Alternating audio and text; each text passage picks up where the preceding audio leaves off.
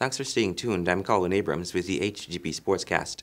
With over $800,000 in prize money and trophies up for grabs, the inaugural Magnum Mash Cup Futsal Classic, which is being held in collaboration with Legacy Entertainment, is anticipated to provide a riveting start to the indoor season, which kicks off tomorrow night at the National Gymnasium. A release issued by the organizers stated that 32 of the top teams in the format will square off to see who will be crowned the champion of this inaugural event.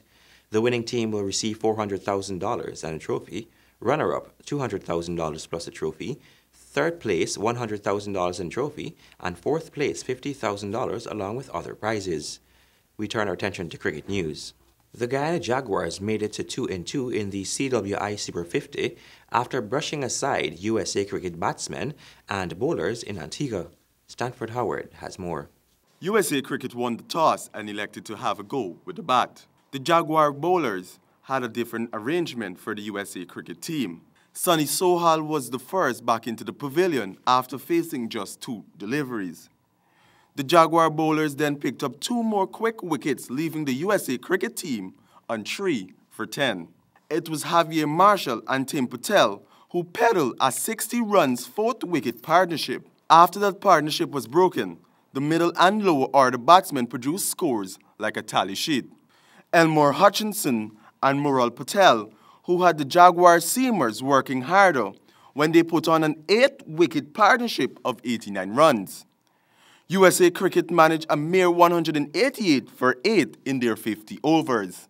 The Jaguars didn't get the start they wanted after losing Chandrapal Hemraj with just 19 runs on the board, and veteran Shivnarang Chandrapal, who retired hurt, for 8.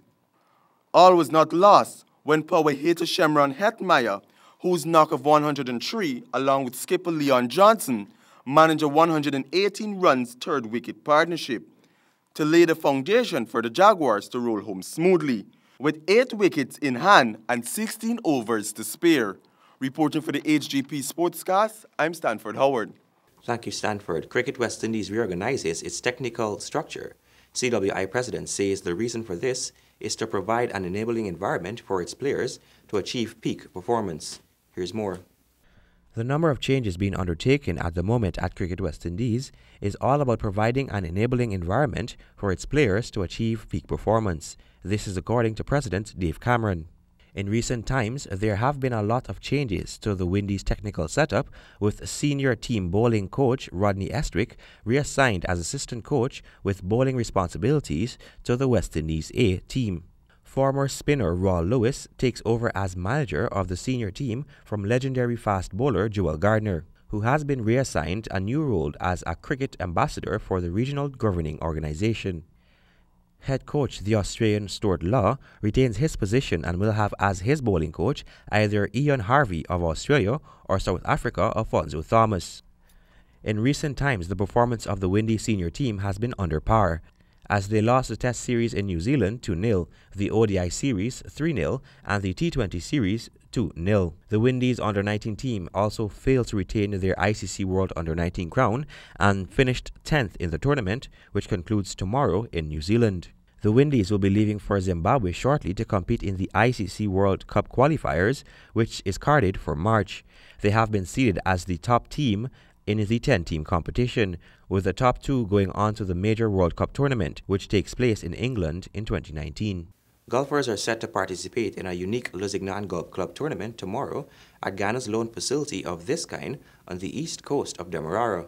Tomorrow's medals plate tournament has 5 prizes at stake: first to third, best net, nearest to the pin, and the longest drive. Tee-off will commence as early as 7:30 hours up to 11:30 hours, with competitors teeing off in groups of 4, which will allow them convenient start times. Golfers are being encouraged to contact the Lusignan Golf Course on 220-5660 to register.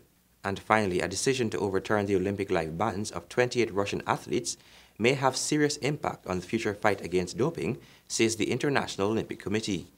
Here's more in this report. The Court of Arbitration for Sport ruling was set to reinstate 7 Russian medals from the 2014 Sochi Olympics, including gold in men's skeleton and men's 50-kilometer cross-country skiing. CAS overturned the IOC suspensions for doping at the 2014 Winter Olympics, partially upholding 11 other appeals. They said that in 28 cases, evidence was insufficient to prove doping. However, the IOC said it would consider its own appeal to the Swiss Federal Tribunal. CAS said that for 11 athletes whose appeal have been partially upheld, evidence, and I quote, was sufficient to establish an anti-doping rule violation, end of quote. The IOC said that the CAS ruling does not mean that athletes from the group of 28 will be invited to this month's games in Pyeongchang. It expressed its satisfaction on one hand and disappointment on the other at Thursday's decision made 8 days before the 2018 Winter Olympics begin in South Korea. A statement from the IOC said, the confirmation of the anti-doping rule violations for 11 athletes because of the manipulation of their samples clearly demonstrates once more the existence of the systematic manipulation of the anti-doping system at Sochi 2014. The CAS decision makes it likely that Britain's four-man bobsleigh team from Sochi will be upgraded to a bronze medal. And that has brought us to the end of this edition of the HGP Sportscast. Before we go, remember, life is like a sport.